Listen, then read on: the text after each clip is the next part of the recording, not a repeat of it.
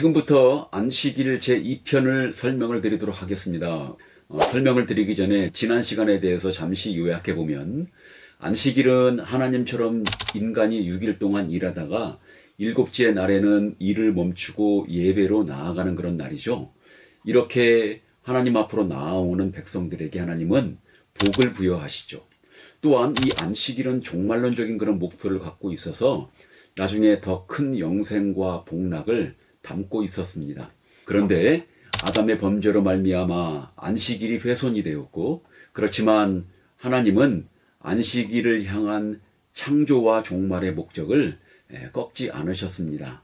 하나님은 나중에 그리스도를 보내서 훼손된 안식을 바로잡고 이 안식일을 완성하실 것이었습니다.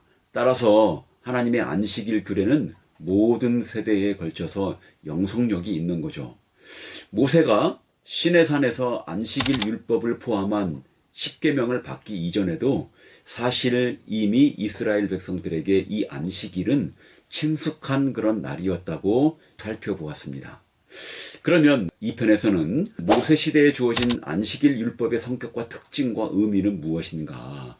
이스라엘도 실패한 안식일 율법을 예수님이 오셔서 바로잡고 성취하실 터인데 어떤 방식으로 바로잡고 성취하시는가? 또 예수님의 부활 이전과 부활 이후의 안식일은 무엇이 다르고 부활 이후의 안식일이 어떻게 주일로 변하는가? 마지막으로는 사도들 아래의 교회 시대에는 주일을 지켰는데 왜 안식일 대신 주일을 지키는가? 이런 점을 지금부터 살펴보겠습니다. 자, 이제 드디어 본격적으로 10계명을 통해서 안식일 율법이 주어집니다.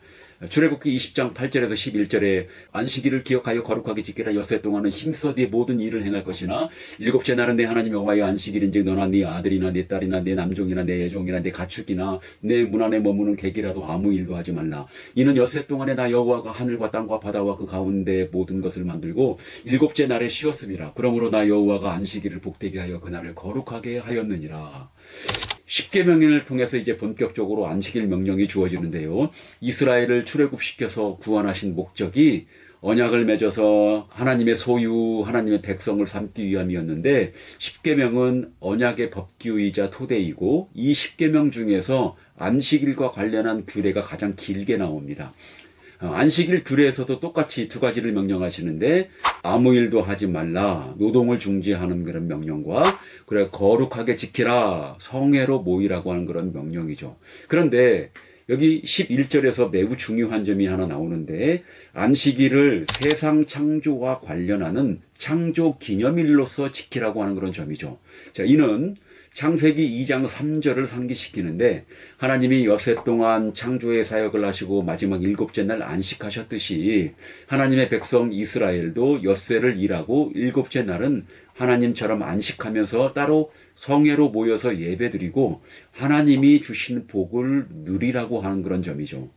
그런데 신명기에서는 안식일 규례에 대해서 출애굽기와는 좀 비슷하지만 지키는 목적에서 차이가 발생을 하는데요. 바로 애굽에서의 구속 기념일로서의 안식일입니다. 신명기 5장 15절에 너는 기억하라. 네가 애굽 땅에서 종이 되었더니 내 하나님 여호와가 강한 손과 편팔로 거기서 너를 인도하여 내었나니 그러므로 내 하나님 여호와가 내게 명령하여 안식일을 지키라 하느니라. 여기 신명기의 안식일은 출애굽기의 창조 기념일로서 지키는 안식일의 상호 보완적인 성격을 지닙니다. 그러면서도 좀 다른 근거이기도 하죠.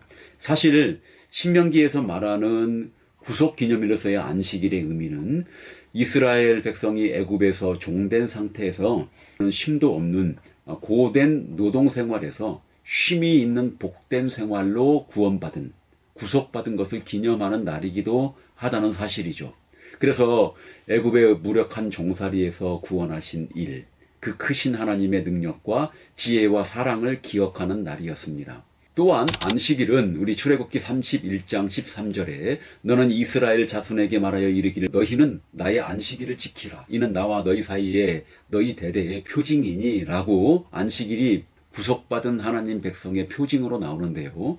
이는 마치 무지개가 다시는 물로서 세상을 멸하지 않겠다는 만물 보존에 대한 표징이듯이 엿새 동안의 노동을 이제 중지하고 일곱째 날 성회로 모이는 안식일을 지킨다는 것은 이 사람은 창조주 하나님의 백성입니다. 그리고 마귀의 종에서 구속받은 구속주 하나님의 백성입니다. 라고 하는 표징이라는 의미가 되는 거죠.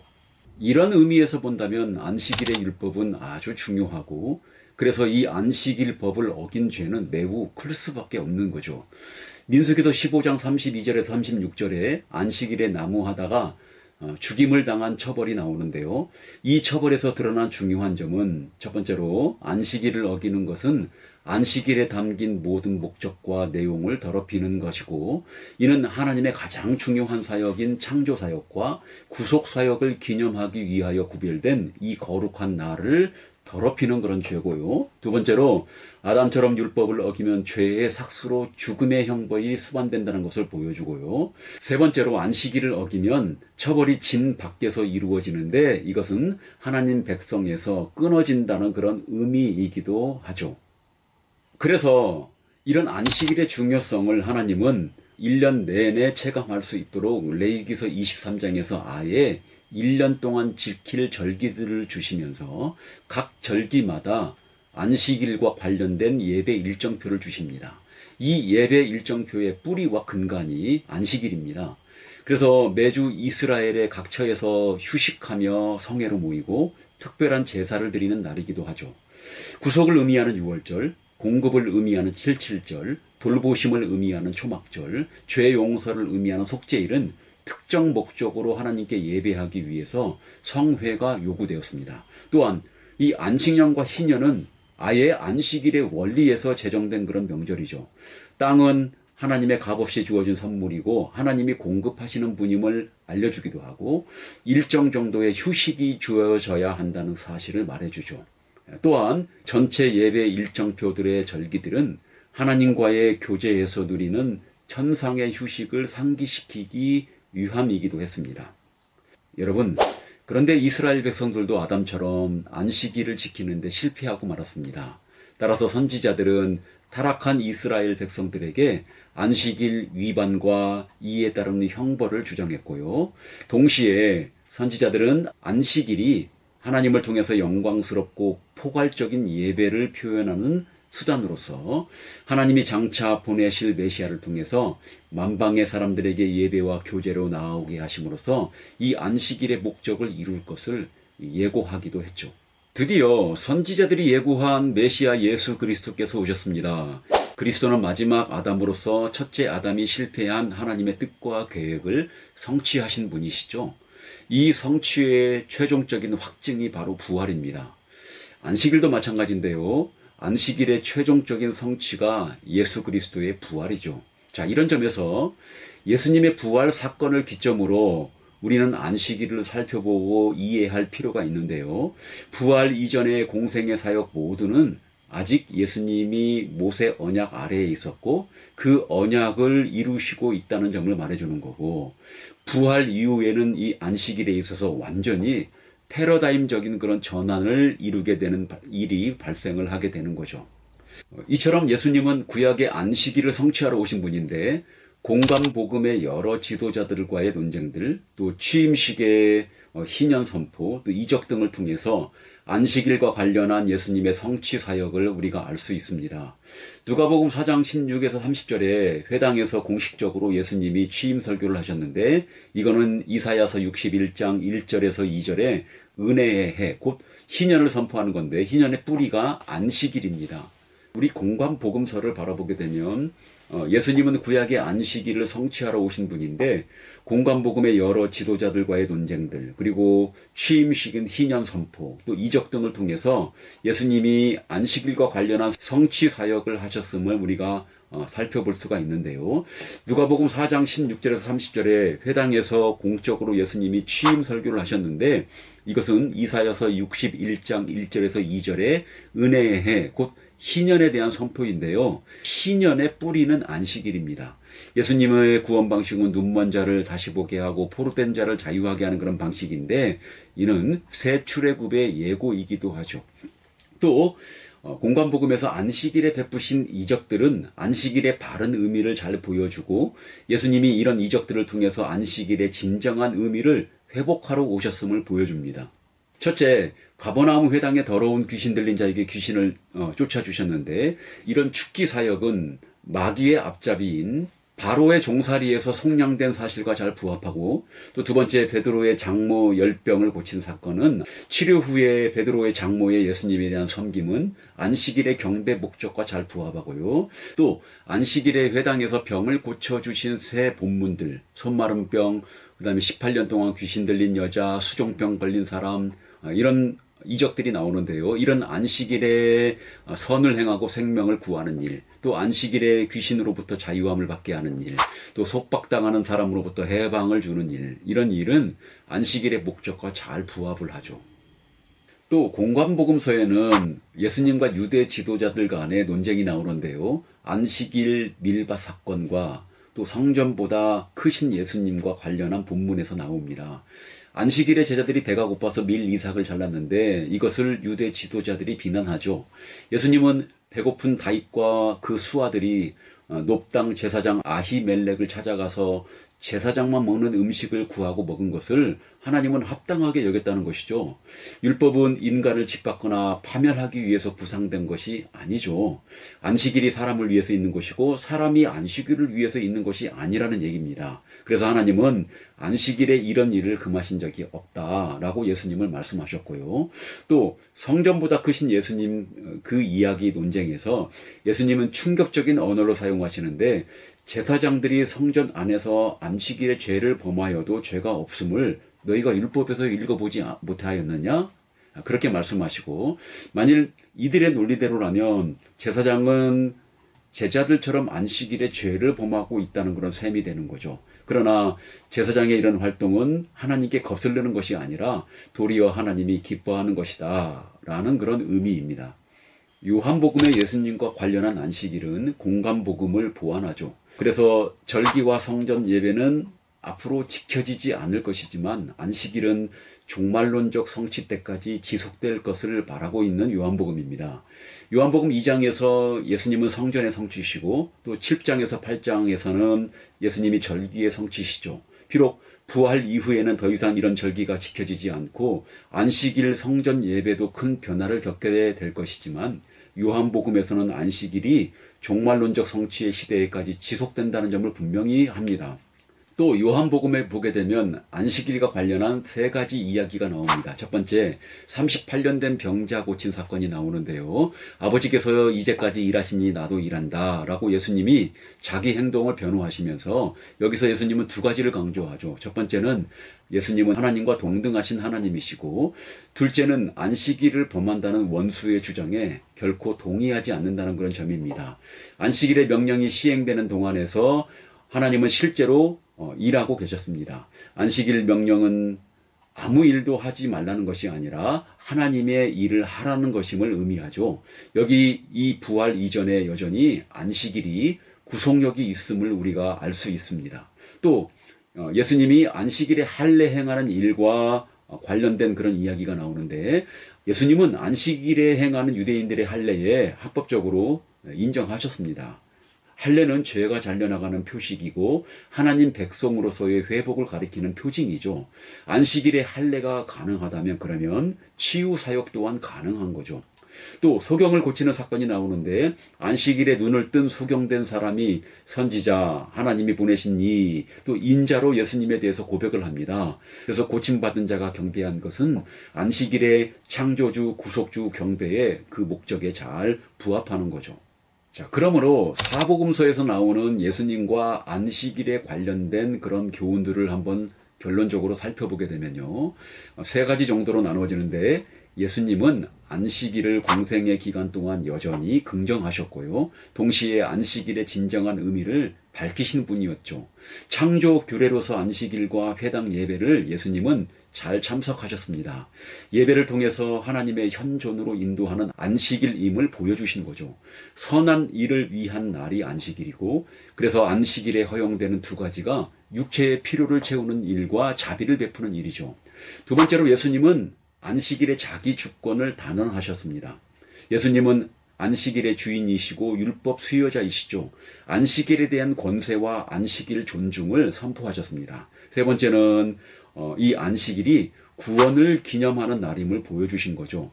예수님의 취임 설교에서 예수님의 구원 사역이 드러나고, 그리고 마귀에게 눌린 자 사역에서도 예수님의 사명이 잘 드러나게 됩니다. 드디어 안식일 규례가 패러다임적인 그런 전환이 발생을 하게 되는데요. 그게 바로 예수님의 부활 사건입니다. 요한복음에 보게 되면 예수님은 주간 첫째 날, 안식 후 첫날에 부활하셨다고 공통적으로 말하고 있습니다. 요한복음에서 예수님이 부활하시고 막달라 마리아를 만났는데 역시 안식 후 첫날이라고 그렇게 말하고, 또 두 번째 10명의 제자들에게 부활하신 예수님이 나타나셨는데 안식 후 첫날이라고 그렇게 말하고 평강의 복을 선포하는데, 이 평강은 구속 사역의 결실로서의 평강입니다. 또 세 번째로 여드레를 지나서 제자들이 다시 집 안에 있을 때 도마도 함께 있더라 라고 나오는데, 이 여드레가 주간 첫날입니다. 여기서 도마의 신앙 고백이 나오고, 요한복음의 기록 목적이 예수님께서 하나님의 아들 그리스도이심을 믿게 하려 하며 또 너희로 믿고 그 이름을 힘입어 생명을 얻게 하려는 것이라는 결론과 함께 위대한 복음을 선포하는 거죠. 결국 복음의 시작과 선포가 주간 첫날에 이루어지게 되는 것입니다. 결국 제자들과 교제, 구속사역의 결실인 평강, 또 이런 도마의 신앙 고백 등을 통해서 구속사역의 완성이 안식 후 첫날에 이루어졌음을 말해주는 거죠. 누가복음에는 부활하신 예수 그리스도가 두 번 나오는데요. 첫 번째로 엠마오로 가는 제자들에게 예수님이 나타나셨는데, 누가는 24장 13절에 그날, 곧 부활한 날로 기록을 합니다. 두 번째는 예수님이 제자들에게 나타나시는데요. 누가복음 24장 36절에서 43절에 제자들에게 부활하신 예수님이 나타나시는데요. 요한복음하고 비슷하게 평강을 선포하시죠. 구원의 결실이자 복인 평강입니다. 자, 결국 이제부터 사도적인 그런 교회가 나를 구별하고 거룩한 성회로 나아가는 방식에서 큰 변화를 겪게 됩니다. 제자들은 하나님께 예배하기 위해서 주간 첫날 그렇게 모였고, 주의 말씀의 선포였고 성찬도 있었고, 이는 하나님의 임재와 교제였죠. 자, 일주일에 한 번씩 모이는 것이 새 언약 백성의 삶에서 이제 영속적인 특징이 됩니다. 그래서 창조에서 부활까지는 안식일의 예배를 위해서 하나님 백성을 부르시고, 그런데 부활 이후부터 재림까지는 주간 첫날의 예배로 하나님 백성을 부르시는 거죠.